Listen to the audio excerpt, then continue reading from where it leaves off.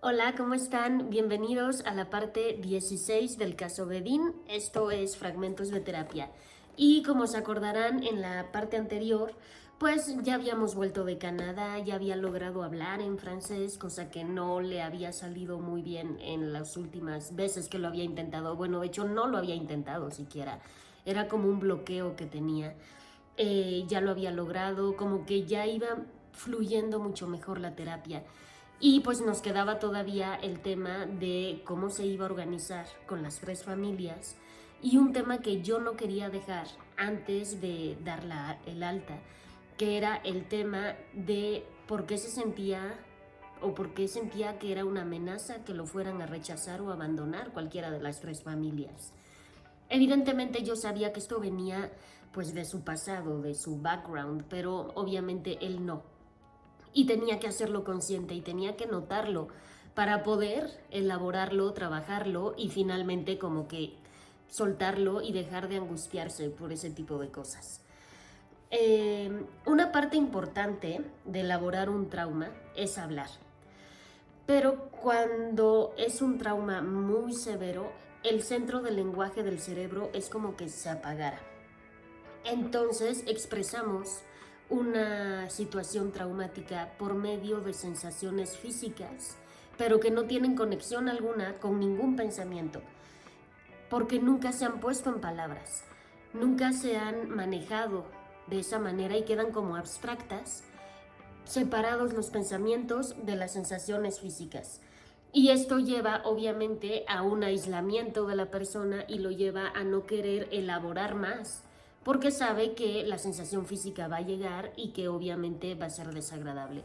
Y esto no es algo que le pasara únicamente a Dean, lo vemos muy frecuentemente en personas que han vivido una situación pues traumática o que les ha afectado emocionalmente demasiado. Una vez que se habla este trauma, que se puede poner en palabras, como que ya todo se acomoda, todo toma sentido, las palabras se encuentran con los síntomas físicos y se encuentran con las emociones y entonces se puede superar mejor. Mientras no se ponga en palabras, cada cosa va, digamos, que por su lado.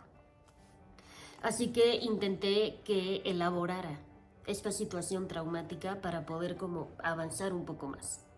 Y le dije, Dean, ya sé que ya me lo has dicho, pero ha sido solamente entre líneas. Cuéntame, ¿cuándo te sentiste abandonado o rechazado? Es la manera de trabajarlo. Me contestó, no, ya sabes que no hablo de eso. Ay, bueno, ¿ni con un cigarro? No. Dean, sé que es difícil, sin embargo, es importante.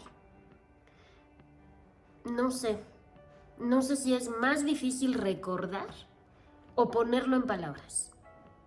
Es que justo eso es lo que intento que hagas, Dean. Intento que lo pongas en palabras. Todo eso que ha estado intangible durante años, lo necesito en palabras. Lo intentó. De verdad, les prometo que lo intentó. Podía notar que de verdad quería lograrlo, pero solo salieron algunas palabras sueltas que no podían formar una oración y que gramaticalmente estaban completamente incorrectas. Entonces yo no entendía nada de lo que me decía. Hasta que finalmente se rindió y me dijo, lo siento, no puedo, no puedo y ahora no solamente estoy ansioso por intentarlo y revivirlo, sino que ahora además estoy frustrado porque todo mi esfuerzo de tratar de decírtelo ha sido en vano.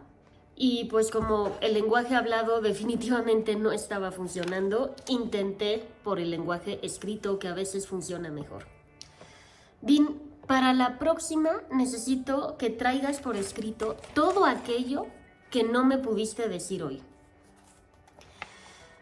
Lo que trajo a la siguiente sesión de verdad me sorprendió.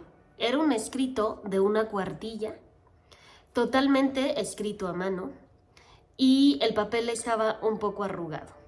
Cuando me lo entregó, se dio cuenta que me estaba entregando una hoja muy maltratada y me dijo, perdón por la presentación, es que lloré un poquito. Y lo más sorprendente de este escrito es que estaba totalmente en francés. No sé qué me pasó, me dijo. Solo escribí y cuando terminé y lo releí fue cuando me di cuenta de que estaba en francés. No te sorprendas, Dean, es el idioma en el que aprendiste, en el que sentiste, en el que empezó todo. O sea, sí es de sorprenderse, pero también tiene cierta lógica. Es que no lo soporto. Ya sé que no lo soportas, pero has mejorado muchísimo. Ya hasta puedes pedir la cuenta en francés. Y entonces nada más se rió y me dijo, híjole, me caes muy mal, te odio. Ya sabía que yo le había puesto un 4 ahí. La traducción textual del escrito al español quedó así. El cielo siempre me llamó la atención. Aún hoy me fascina verlo desde arriba. Horas y horas viéndolo a través del domo del cuarto de visitas de mi casa. Era la única entrada de luz de la habitación que era mi refugio, pero también era mi cárcel. Era el lugar al cual ir cuando el miedo de ser atacado por un hombre inmenso y borracho crecía demasiado. Cuando haber roto un vaso por accidente era una sentencia de muerte, y evidentemente también cuando le colmaba la paciencia a mi madre. Daba igual, dentro o fuera de la habitación estaba solo. Ahí me esperaba Teddy, aunque nunca quise sacarlo de ahí no fuera que me quedara sin él. Teddy conocía mis secretos y me consolaba. Podía abrazarlo y él a mí. Necesitaba desesperadamente que alguien me tocara, pero que no fuera de una manera violenta. Solo quería un abrazo para sentirme seguro. Pero nadie me lo daba, solo Teddy. Lo cuidé tanto de no sacarlo de aquella habitación, que cuando me fui con los locos no tuve tiempo de volver por él. Me sentí tan solo, tan desconsolado. Un vacío en el pecho me acompañó mucho tiempo. Ahora sé que eso se llama tristeza. Una culpa inmensa me invadió. Había abandonado a mi mejor amigo, así como hicieron conmigo. No soy mejor que ellos. Yo también soy una basura entonces. La nueva familia me lo recordaba cada que podía. Mi tristeza, soledad y miedo crecían cada día más. Y poco a poco se empezó a convertir en odio. Odio hacia todos y hacia mí mismo. Pobres de los últimos padres, entrecomillado. No tenían la culpa. Me trataban como a un rey. Y yo con todo esto por dentro solo podía odiarlos. Ahí confirmé que efectivamente soy una basura. No se lo merecían, pero yo tampoco. Alguien tendría que haberme cuidado y protegido. Mientras yo leía, en voz baja, Dean me miraba con una mezcla como de vergüenza e intriga, como si quisiera leer mi mente con solo verme a los ojos. Terminé de leer, puse la carta sobre el escritorio y le dije, ¿qué aprendiste? Pues había pensamientos, recuerdos, sentimientos que no conocía. Fue como entrar a la mente de un extraño. Y a la vez como que me comprendí y me acepté mejor. Muy bien, ¿y cómo te sentiste al final entonces? Pues no sé, pero se sintió bien, como si tuviera más control, como si fuera yo más dueño de mí. Ok, le dije, vamos a hacer un experimento. Trata de contarme con palabras lo que acabas de poner en la carta. No, eso no puedo. No, sí puedes, ya lo escribiste. Sí puedes, préndete un cigarro y cuéntamelo aunque sea en francés. Suspiró y comenzó a hablar. Le fue más fácil que la primera vez. Él no se daba cuenta cómo su postura y su tono de voz iban cambiando dependiendo las situaciones que me iban narrando.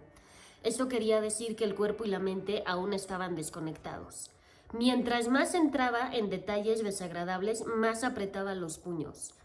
Se encorvaba, parecía que se iba haciendo cada vez más chiquito en una silla que cada vez le iba quedando más grande. Así que decidí hacérselo saber. Dean, observa tu cuerpo. ¿Qué tiene? Mira tus puños. Se sorprendió de verlos completamente blancos. No lo había notado.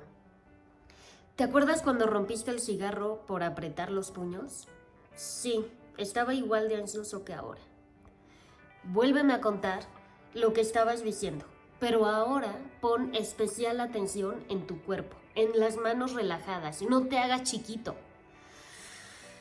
Suspiró, comenzó de nuevo.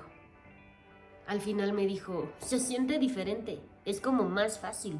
Le dije, claro, es más fácil porque ya me lo habías contado, pero además porque tu postura corporal es otra.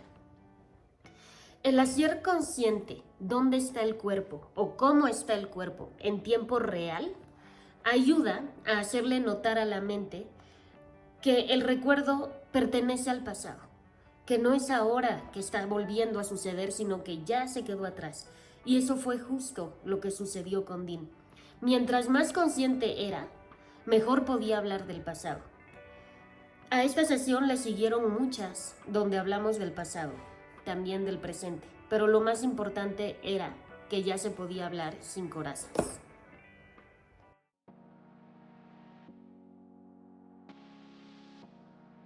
Y pues hasta aquí vamos a dejar este episodio de Dean. En el siguiente vamos a platicar ya un poco más a profundidad cómo piensa resolver la logística de las tres parejas, de las tres familias, qué es lo que le conviene más, qué es lo que le da más miedo de este cambio de dinámica y de empezar a meter orden, ahora sí, en todo el desorden del presente.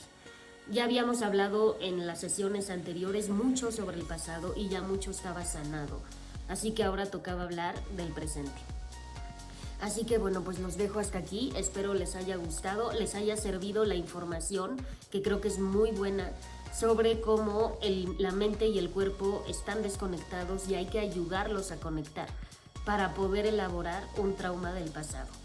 Así es que bueno, pues muchísimas gracias, los espero aquí en la próxima. Saludos.